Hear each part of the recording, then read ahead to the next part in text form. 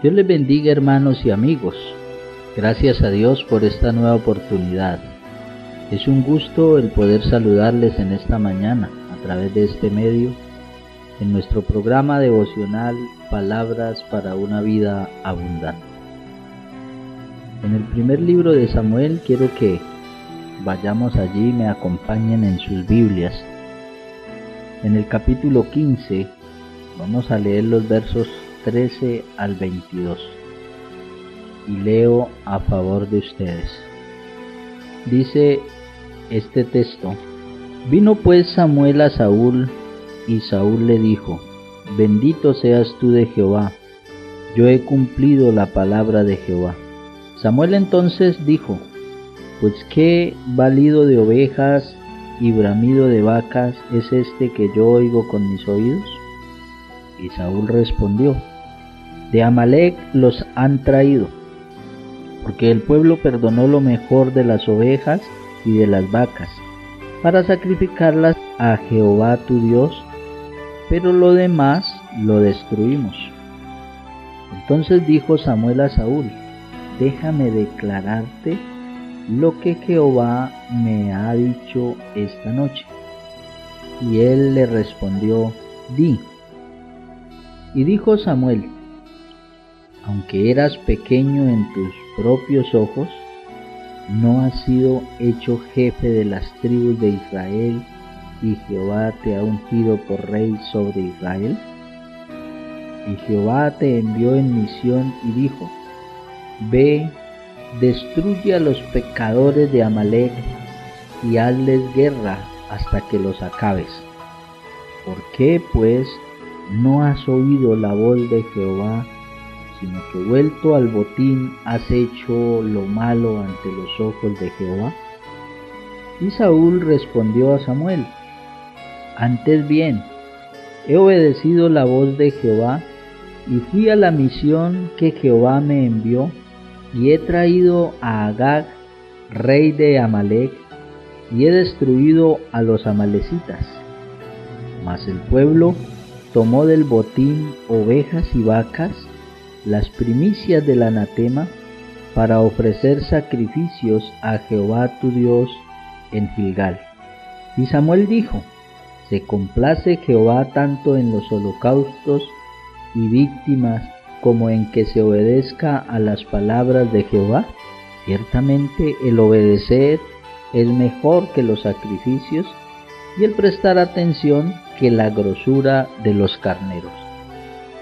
Quiero que analicemos, mis hermanos, la vida de un personaje importante a quien Dios eligió para llevar a cabo un programa de salvación para su pueblo. Pero lamentablemente la falta de obediencia lo llevó al fracaso. Como ustedes se han podido dar cuenta, hablamos del rey Saúl. Quiero recalcar algo allí, es tener en cuenta esa palabra clave, ¿no? La falta de obediencia lo llevó al fracaso. En el programa de Dios, la obediencia es la demanda primordial y definitiva para el hombre. Esta palabra obediencia, en su definición, indica el proceso que conduce de la escucha atenta a la acción. Es escuchar atentamente para luego ir a ejecutar la orden, ir a ejecutar el mandato que me han dado. El significado central deriva de la relación con Dios. La obediencia a Dios es una entrega total a su voluntad y a sus ordenanzas. Según el texto que leíamos, nos muestra que la manera sabia y objetiva que tenemos los seres humanos para vivir a plenitud lo que Dios tiene definido es obedeciéndole. Sin obediencia no hay futuro. Que eso nos quede bien claro. Quiero hacer énfasis en esta frase: sin obediencia no hay futuro. Vamos a conocer un poco entonces sobre la vida del rey Saúl. Saúl fue el primer rey de Israel hijo de Cis, de la tribu de Benjamín, cuyo reinado fue en el año 1045 al 1010 a.C. Fue la persona que Dios escogió para iniciar la monarquía y representar el reino de Jehová sobre su pueblo. Cuando lo ungieron rey, Gabá, su tierra natal, se hallaba dominada por los filisteos, enemigos de Israel. En su angustia, los israelitas desearon tener un rey que encabezara el gobierno central y fuera capaz de liberarlos del dominio filisteo. Por eso entonces Dios envía a Samuel a ungir a Saúl. Saúl tenía entonces una misión que debía cumplir de parte de Dios. Y como nos lo relata el texto en el primer libro de Samuel, en el capítulo 9, quiero que vayamos allí y me acompañen a leer este texto. Primer libro de Samuel, capítulo 9, en los versos 15 y 16 dice: Y un día antes que Saúl viniese, Jehová había revelado al oído de Samuel diciendo: Mañana a esta misma hora yo enviaré a ti un varón de la tierra de Benjamín, al cual ungirás por príncipe sobre mi pueblo Israel, y salvará a mi pueblo de mano de los filisteos, porque yo he mirado a mi pueblo, por cuanto su clamor ha llegado hasta mí. Este nuevo rey también debería crear la unidad política entre las tribus, pero en esto no tuvo éxito. Miremos entonces, según este rey, en medio de todas las posibilidades que Dios le había entregado, podemos ver el fracaso de Saúl y podemos identificar algunas características en él, típicas de un desobediente. Entonces, como primera medida, el desobediente no escucha.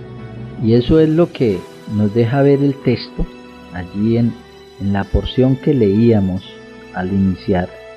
En el capítulo 15, el verso 19 dice, le dice el profeta, después de que habla con él, después de que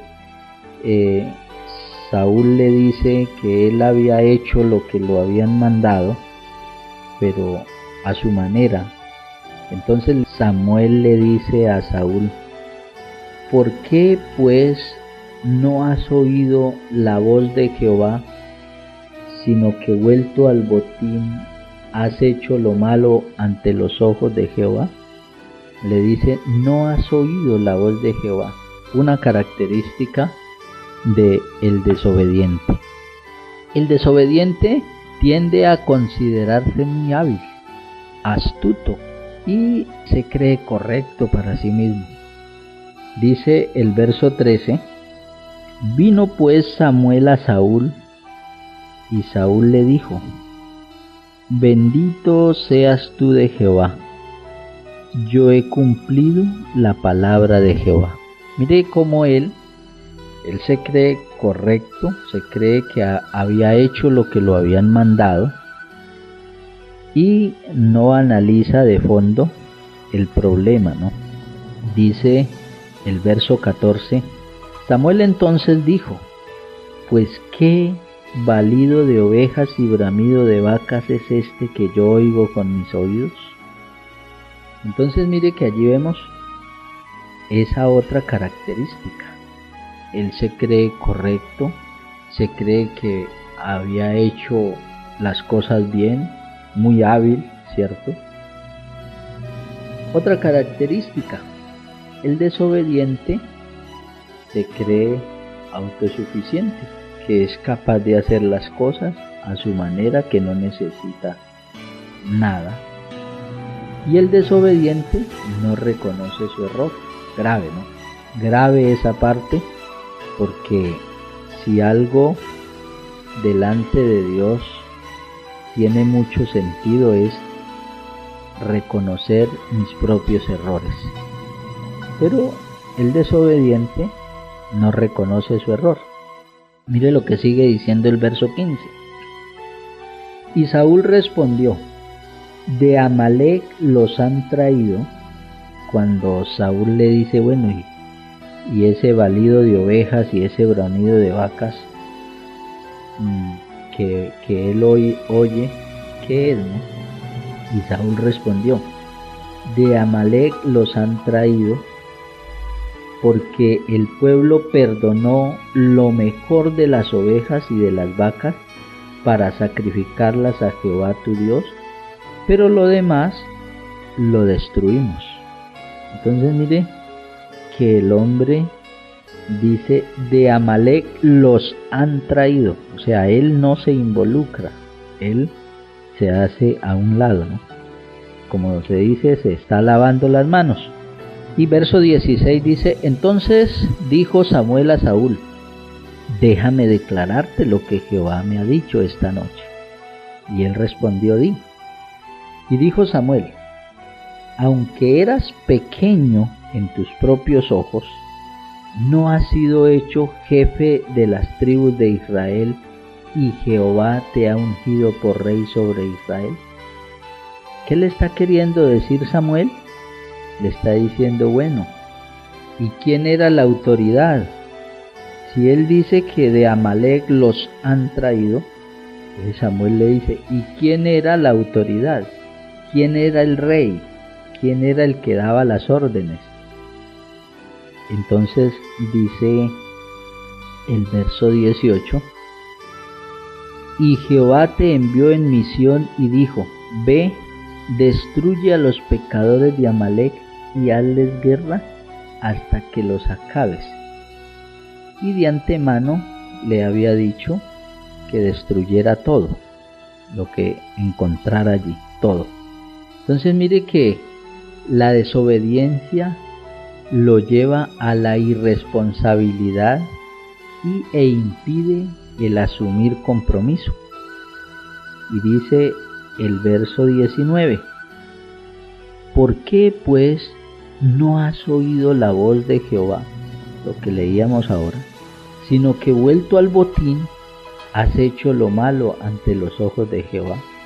Entonces mire que ya había allí como una intención muy particular, vuelto los ojos al botín, ya había una intención de fondo.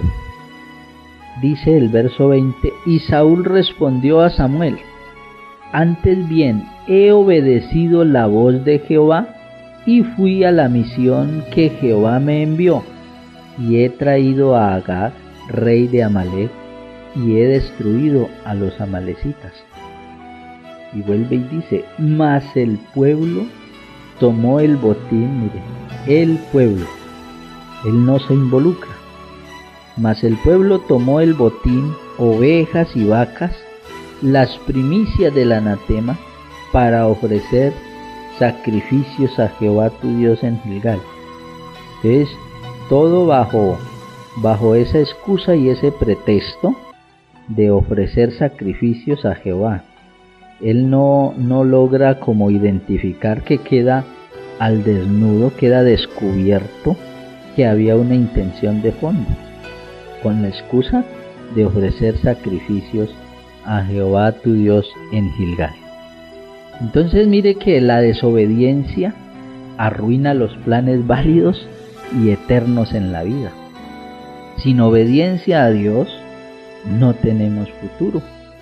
Y eso fue lo que le sucedió a este rey Saúl, que aunque Dios le había dado toda la oportunidad y le dio la oportunidad de que su reino lo estableciera para siempre sobre Israel, pero mire que los intereses particulares lo llevaron a que destruyera todas esas posibilidades que Dios le había dado.